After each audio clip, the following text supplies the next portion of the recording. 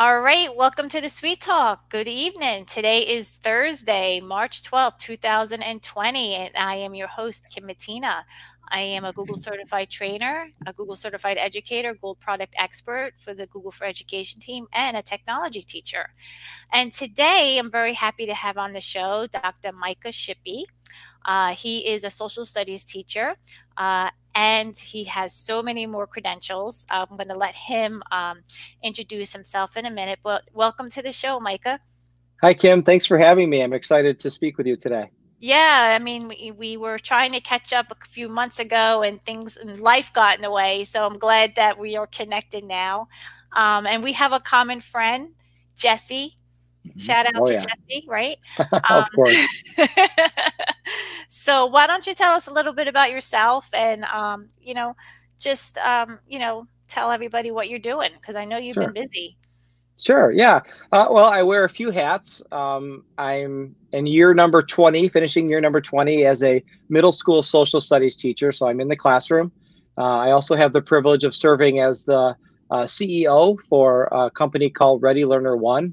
It's an immersive technology company working in both the education and the corporate spaces to help individuals and organizations leverage emergent technology to achieve instructional goals.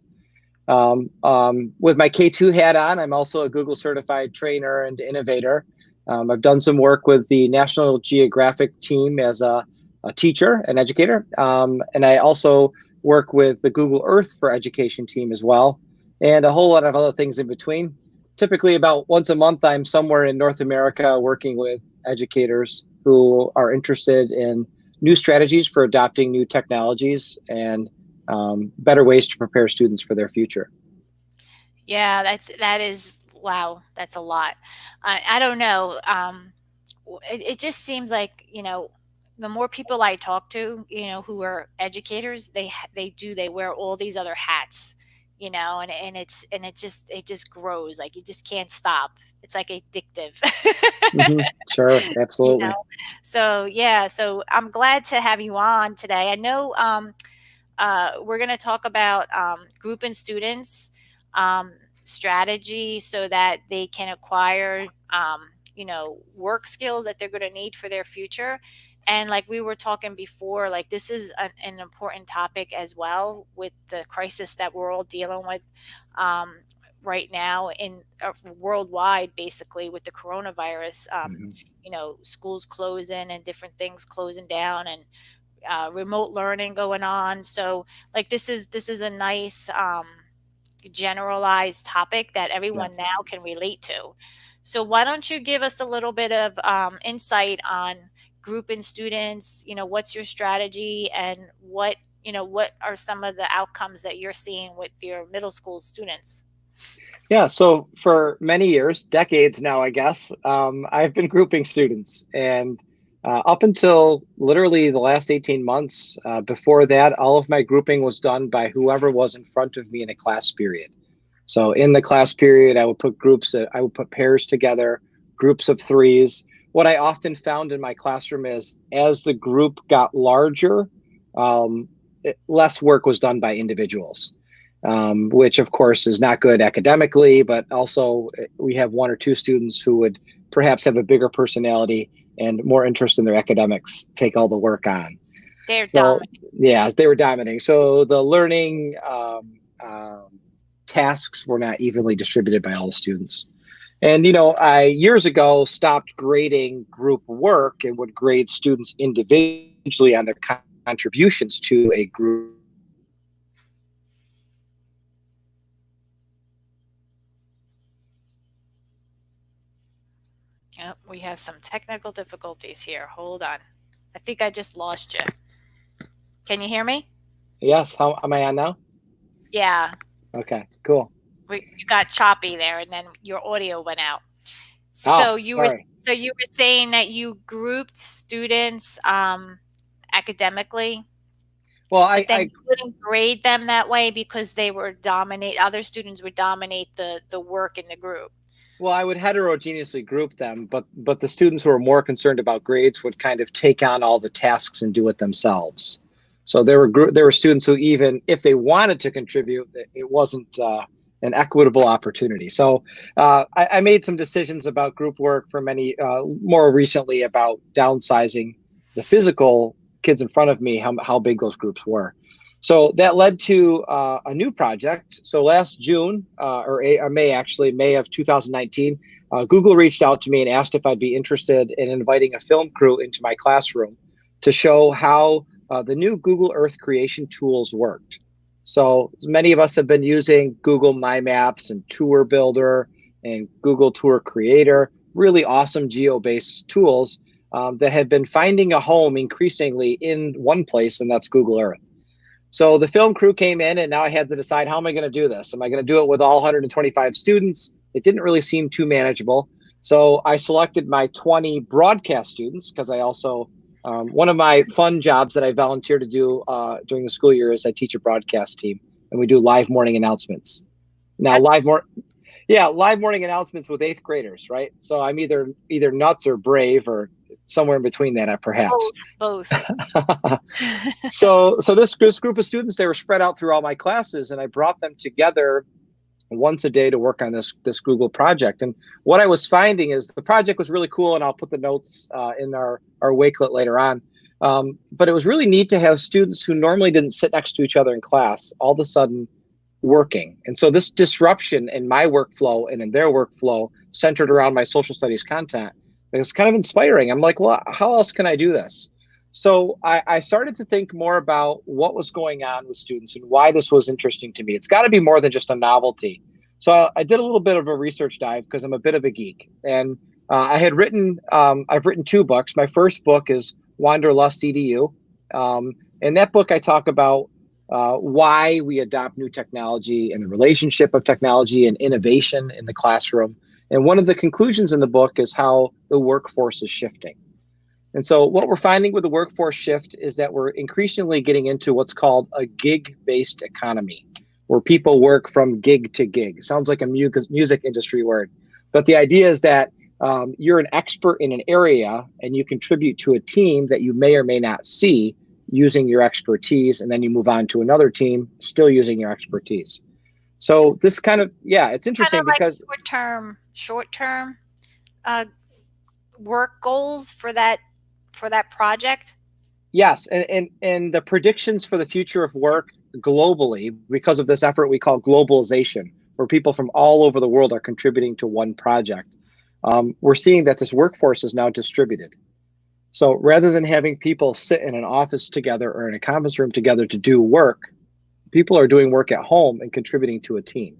So it's synchronous, but it's also asynchronous, but geographically it's dispersed. And so if I'm thinking about my students' future, not my past, right? It's tough as a teacher you rely on your past successes, but that's not really what your students' future is always.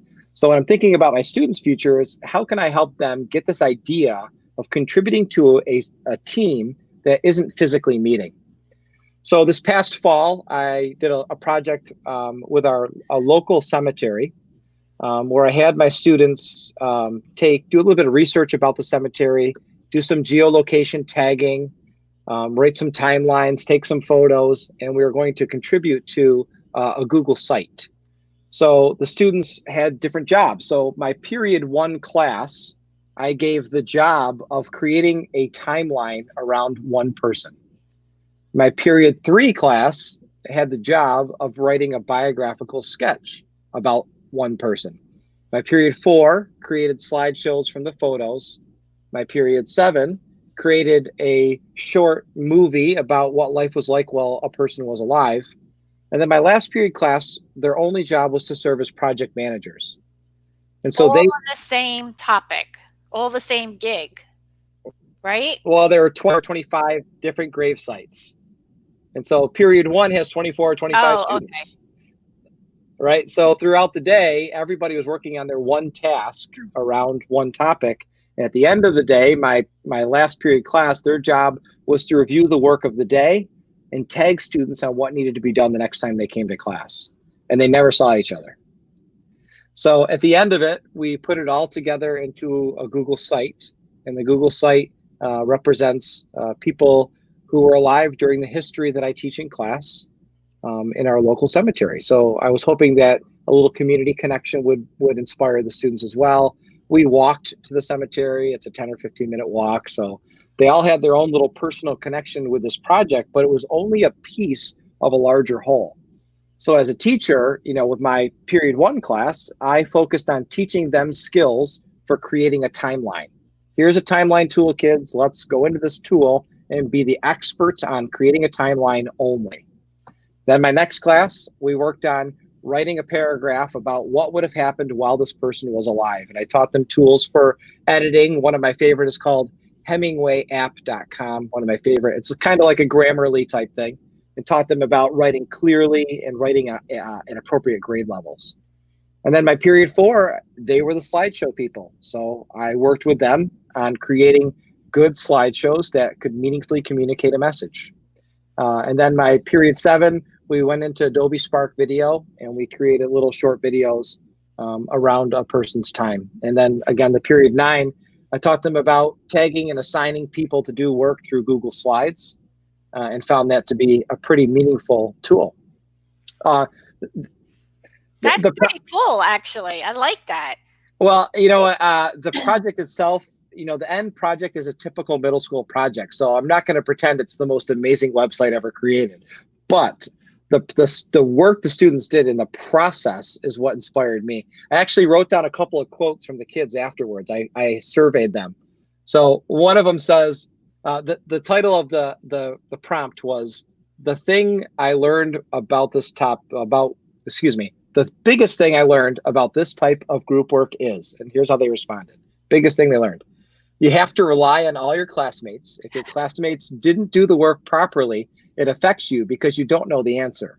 You have to be in communication with all your team members so you understand fully what each teammate expects from each other. Yeah.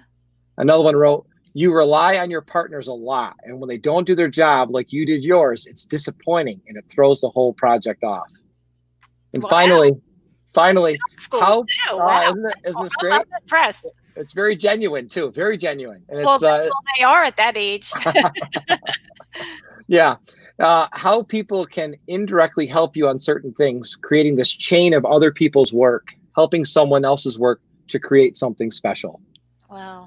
And I thought that was neat. But now, to be fair and to give a truly authentic voice, I had one student say, the biggest thing I learned is it can be, in all caps, agonizingly painful when only one person does their work. All I got from everyone was nothing except for one student. I got a timeline after it was due and it wasn't able to put on the website. One person was sick, so I cut her some slack.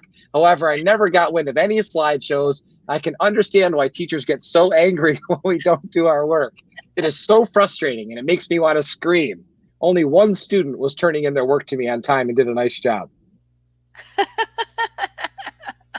Well, maybe he'll grow up to be an educator. But I mean, there's an adult group work concept that the students are learning through effort and through this process. And the end result is one thing, but the social dynamic of working in a distributed workforce environment, I believe my students are going to be doing more of that in the future. Yeah, I agree. Well, so let me ask you this. So your period 1 class, they were working on a timeline and all the kids just worked on like one timeline, or did they have a specific timeline for a specific person? Yes. Each kid had one person they were creating a timeline for. Okay. Different person. Okay. So in that class, they were working independently? Yes. So then you paired up student A in period 1 with student A in period 2. Is correct? That what you did? Exactly. Okay. Exactly. But they never saw each other. They never saw each other because they're not in the same class. So then how did they communicate? What did they use? Did they use Google Classroom? So you know what I mean? Did they exchange phone numbers, text? Yeah. What they do? It was all communicated through a shared Google slide deck. Okay. So the Google slide deck was their palette of, Post-its and all this stuff put into one place. It's a completely paperless project. All the kids did that, or so all the kids collaborated in a Google slide deck? Yeah. So there were 25 Google slide decks. each one representing one topic from the cemetery. Okay. Now, was that your idea or was that the student's idea? Yeah, it was my idea. That was my idea on how to do this. The first time and the second time through, I did some design decisions about workflow to help them because I knew it would be very foreign to them. And was that the first time that they collaborated in a Google slide deck? Yes. Well, I mean, they've been in many classes, and we had these conversations where, we'll give them a slide deck. I have a poem I love called Harlem, about the Harlem Renaissance, and I'll cut the poem up into pieces and give it to the class and give each student the responsibility of annotating or graphically representing what's in the poem. And so when I do that, and with the students in front of me, the problem might be where a student will click apply all to a background or a theme, and it will mess up the whole classroom. So when we're doing something that's asynchronous, more like this distributed workflow, that kind of thing doesn't happen. Okay. Because, I'm trying to change the workflow um, in my classroom and influence other teachers because remember, I push in Mhm. to different subject areas. So I try to like make things a little different, shake things up a little bit instead of collaborating in a Google Doc or or have the kids use a Google Doc. I have them use a Google slide deck, and it throws them off because they're not used to that. They're so used to working in a document. Yeah. And when I say, okay, no, we're going to use the slide deck, and you're going to have one slide for each step, and you're going to document it in there. It takes them a few minutes to get used to that concept, Hmm. because they're so used to it's just and I explained to them it's just another app. It's just another way of doing it, just so Right. you're exposed to it. That's why I asked you that question because Yeah. it's a different learning style. It's in a different way of presenting the work, and they're so grained into using Docs or Yeah. Microsoft Word for everything.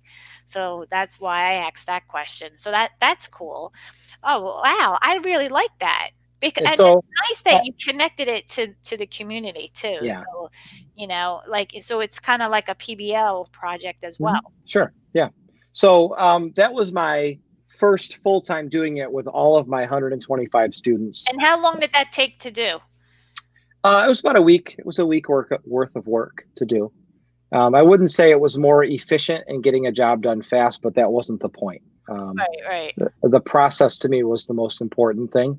The product was very much secondary or farther down the line than that. But I that was your goal, so Yeah. you were Mhm. satisfied with that, right? Yeah. Yeah, yeah, yeah. So then our next time through and our last time through, I did it again in January, so just a month and a half ago. We did a project around World War One, and this time I connected with a technology teacher that I work with who does an iMovie unit every year. So I asked him, can the students all make a movie around certain topics? So this time there were only 13 topics, and can they build off of that and then bring it into my class on World War One? So again, distributed workforce. They happen to be in a different class, but then they come to me, and again broke them up by 5 different class periods for what their jobs would be to build a Google Earth story. Now, I'd like to share my screen and show you what that looks like. It's actually pretty cool. Okay. Okay, is that up there okay? Yes. All right, sweet. So I'll click present here. Well, actually over here on the side these are all the items added by the students. So in this particular project, I wanted it to be a little bit heavier focused on research. So I taught students about using Apogee 2, which is my favorite citation tool. It's a Google Chrome extension. It allows them to capture an MLA citation from a website. So I wanted them to use that and also to plot geolocation and add primary sources where they were relevant. So when I click present here, she'll pull up a collage. The students, one of the groups made a collage of World War One themes. And as we tab through, you'll see that the Earth spins and it takes us to some geolocations associated with World War One. So this was neat because, plotting the point, doing the research about where this assassination took place was a job. Making a biographical sketch or a sketch of the event was the job. We have students who are citing their text-based sources as well as their image sources. And this is 125 kids contributing to one Google Earth story. Here are images students found, and then the video that they created to go with it. And this is for one, and there were 13 different topics. This one here, you'll see students start to use Google Earth a little more with colors and outlines and shapes added to it, talking about the Axis and Allied powers. Again, images added, and all of it was cited on the right-hand side with a little bit of storyline about what was happening with it. So you said there was 13 topics? Yeah. Mm-hmm. And so how did you distribute that through all of your classes? So this before? Same concept as before, but this time, since my class sizes are larger, I actually paired students. So 2 people in my first period class were working on the same one. Oh, okay. All right. Yeah, it's not always as clean as one for every kid. Yeah, no. But this is nice because I like how I I like how you used, first of all, Google Earth, Mm-hmm. and then you're using it as a presentation tool to gather the information about World War One, and then it's nice to know the behind the scenes on how you group the kids, because a lot of thought has to go into this for it to look the way it does. Mm-hmm. Mm-hmm. You know, and it's actually has a nice flow to it. Yeah, and I gave them some time to play with Google Earth. We sent one class period, a 40-minute class period, to visit the Google Earth Voyager stories, to look at how things are laid out. We made some group decisions about the knowledge card being a full one side. I had a conversation with the project managers. I said, what do you think? What do you want to tell your Google Earth builders to do? Do you like this full side? I said, should we be uniform? Should they all be different? And so the palette of text and visual on the side, the color of the geometric shapes that were created, that was all part of the conversation and the communication done in class with people that they didn't see. Makes it pretty cool. Again, and they used a Google slide deck to collaborate. This time it was a Google Doc. So okay. this time, and the last one, I liked Google Slides, but I was worried it was getting a little too complicated. So I said to the students, let's just try a Google Doc because it's a little cleaner and blank, and we'll just see if you like it. It's a form of experiment, right? Right. I'm hoping that they're learning what workflow works for them best. And hopefully in the future, they'll be able to just pick their own.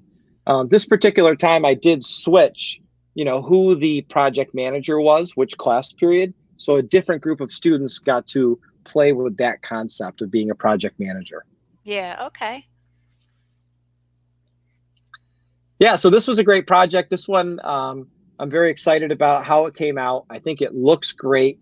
I did have one of the classes go through it and write some questions on a Google form to create some kind of little formative assessment for World War I, so everybody felt like they were reading each other's work. Otherwise, they wouldn't invest the time. So I wanted to keep them honest to make sure they were looking at it.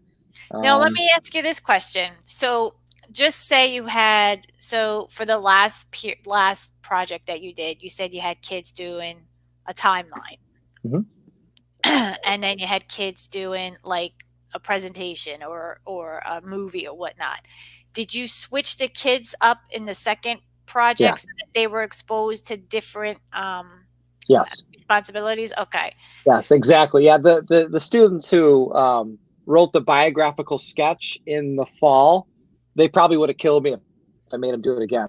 Yeah.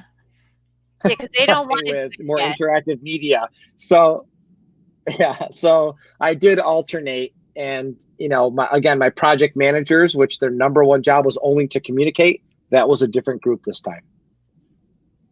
Yeah, that's cool. Wow, this is great, Mike. I'm glad that you came on and shared, because it gives me and you're at the same grade level as I am. So just showing me this really opened up and gave me a lot of ideas that I can use for next year with social studies teachers, because honestly, this year we used Google Tour Builder Sure.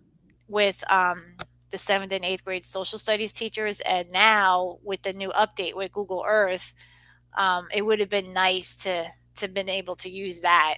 Yeah. We that didn't come out until after we started using Tour Builder, so I wasn't gonna switch after, I hear you. you know. I initially had planned my fall project, the cemetery project, to be a Google Earth project. But Google Earth, like YouTube and Tour Creator, they're listed as additional services by Google. So since they're not core, my particular school district chose an opt-in strategy, which is that's a slower strategy to get permission slips. So Okay. every single kid has to have a letter signed to use YouTube and to use Google Earth creation tools. So that provided a challenge that I wasn't ready for in the fall. So I had to pivot, and that's why we did a Google site, which was fun. It came out great. But really, what I wanted was what you just saw with the World War I project. So I was excited to have that opportunity this January. Now, can you share that project in the Wakelet just so I can Mhm. share it Yeah, with yeah, I'll share it. teachers at Absolutely. my school? Because I think that's like, because what we did this year was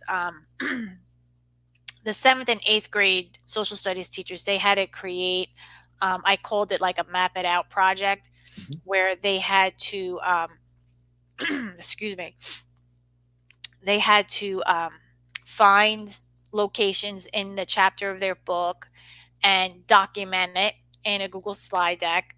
Mhm. And then they actually took that information and put it into Tour Builder. So by the end of the school year, they would have like maybe 30 to 40 place marks in their tour. And then they would be able to see, where they were studying around the Mhm. world. And, eighth grade social studies curriculum is different than seventh grade. Right. So eighth grade was more in the United States, and seventh grade is worldwide. So seventh Okay. grade to me is a little bit more, um, you know, visual, because you're actually Sure. traveling further away. Mhm. But the kids like it. They like it. They're engaged. Um, but when the new version of Google Earth came out, we were already into the Tour Builder Sure. application. And I'm like, I'm Yeah. not changing now, but next year we could do it. you know? The the other one that I have not used yet with my students, but I have used myself, is Tour Creator. And so Tour Creator lets students make their own Google expeditions. That's pretty exciting. Yeah, So I've used that as well, but not with my students. yeah, Yeah, that'll be the next hurdle to go over. me too. That's going to be my next one. Absolutely. Yeah, definitely. Well, oh my goodness, Micah, this was great. I'm so glad that you came on and shared this, because when people think of like a presentation, they think of a Google slide deck or a Mhm. PowerPoint, and we have to like shift our mindset, like get the kids involved in doing and using different tools to represent their information, Mhm. movies, video, even geo tools. So I'm glad that you actually showed your example, and it was a wonderful example, and Thank I you. thank you for that. Yeah, and the workflow shift I think is really kind of neat. We're at a place right now with the sicknesses going around coronavirus. There's concern about having to work remotely, and unfortunately that hasn't happened in my school yet. But I'm thinking, boy, it'd be kind of cool to meet with small groups and have that small group be an expert and have it contribute to a larger project. So that's that shift that I've done face to face with my students through the school year. It may be beneficial for me to try that if we go to this again shift in workflow or Yeah, classroom. I agree. I think well, you're not doing, like, you're exposing them to something different, like the same content, but they're working with somebody that they don't interact with during your class. So it's actually a nice change of Mm-hmm. pace. And like you said, like for them to collaborate online and get the information and work together and communicate, like that's all part of 21st century skills. That's Sure. all Mm-hmm. part of the 4 C's of education. So, but for you to even, like, because how it is, like when you're in class, you just group kids together because Sure. you have no time. Like you actually put a I know. lot of thought into creating the groups for each or a topic in Mhm. for each class. So I think the strategy that you used behind that was really well thought out. And if you think about it, it does connect with the future of the work skills that they're going to Mhm. need. Mhm. So I'm gonna try it. I'm gonna tr- Cool. I'm gonna try it. I'm gonna see how it goes. I won't use like a big scale project, but I could certainly zone in on a smaller one and see how the kids react to it, and Mhm. I'll let you know. And you And can and start the start way from I start. The way I start any project like that is like, look, kids, this might fail miserably. And some will groan and some are like, okay, but I just tell them that. Let's see yeah, what's going to happen. If it let's see fails, what I'll stop it. happens. Yeah. We'll learn together as we go through. Right. Nothing wrong with Exactly. that. Nothing Nope. wrong with that. Not at all. But I like that. So I'm gonna present it to one of the teachers, Cool. see what happens because we're just starting a new project, so you never know. What could go wrong? What could go wrong, right? Why don't you tell us a little bit about your new book that came out too? Sure. I've got it right here. How do you like that shameless plug in my background?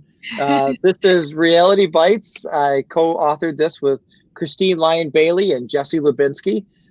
This book is all about augmented and virtual reality in the classroom.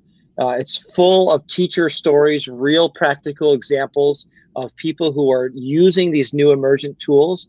And the idea is how can it help inform a pedagogy shift for all of us?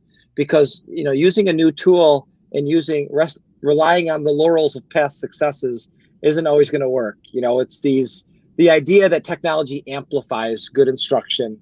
It also amplifies areas that need some work. Yeah. We think the stories in here will be inspiring. We know, you write a book like this, and right away, if there's tools in here you're writing about, some of those tools are going to be outdated or expired. But the tools are secondary. It's a learning first book, and it's about new strategies for approaching tech. In the book, we have augmented reality experiences that use no app. It's called Web AR. It's a new technology that streams augmented reality experiences that pop right off the page using something like your own phone camera. So we're excited about how the book's been received. We think of it as the what for adopting emergent technology. I like to think of Wanderlust EDU as the why. Awesome. All right. Well, I told you I'm going to buy the book. Sweet. So definitely, I'm going to go to Amazon and get that. So thanks for sharing that, Micah. Thank you. I appreciate it. So that concludes our show tonight. I hope that you found it helpful because I really did. I found it very interesting, and I'm certainly going to try his strategies. So, with that said, let me share my screen and wrap up the show. Can you see my screen? Yes. All right. So if you go to the sweettalk.com, that's the SUITE talk.com, you'll come up to the homepage and you can subscribe to my YouTube channel, join my Facebook group, subscribe to the newsletter. I'm also on Podbean, Spotify, Apple Podcasts, Google Play, and Google Podcasts. The latest episode will be here on the homepage. If you would like to be a guest on my show, please fill out the guest form and I will get back to you as soon as I can. Right now, I'm scheduling for the summer. So I'm so thankful for that. Yeah. Um, there's trending episodes on here as well. You can also find past episodes if you go to the episode page. All of the episodes and show notes will be listed here as well. And the podcast list will be here too from Podbean. My Jamboard resources are here on the Jamboard page. You can check out my idea board for Jamboard. It's a Wakelet collection and different ways you can use Jamboard. Google Classroom. Alice Keeler and I wrote a book, a new book. It's called Stepping Up to Google Classroom. It's a beginner guide, 50 steps for beginners to get started. And if you'd like to stay up to date on when that's going to come out, you can subscribe to her newsletter here. But it should be out by the end of June around ISTE. Awesome. Um, Yeah, so with that said, let me come back, and that's it. So, well, thank you, Micah, again. It was a pleasure finally Thank meeting you. you. And I will be in touch and letting you know how my experiment goes with what with what the ideas I have from you from your idea. So thank you Awesome. for sharing. I appreciate it. Thanks for having me, Kim. All right, I'll talk to you soon. Bye. Bye.